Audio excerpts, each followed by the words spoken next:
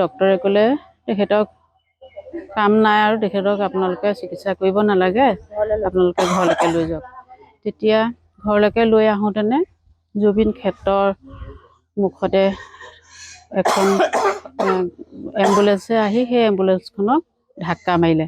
মাৰোঁতেনে তেখেতে মানে কি হ'ল, এনেকৈ ধাক্কাত মানে এনেকৈ উঠি লৈ মূৰটো এনেকৈ দাঙিলে। দঙাৰ পিছত তেখেতৰ নাকৰ পৰা কিছুমান তেজ ওলাইছে। তেজ ওলোৱাৰ পিছত পানী খাওঁ বুলি ক'লে, পানী অকণ দিলে। পানীকণ খোৱাৰ পিছতে তেখেতে ক'লে হস্পিটেলত আকৌ হস্পিটেললৈ নিবলৈ মানে এনেই হাতেৰে মানে দেখুৱাই দিছে। তাৰপিছত দেখুৱাই দিলোঁ। তেতিয়া টাইমছ হস্পিটেলতে তেখেতক আকৌ এডমিট কৰা হ'ল।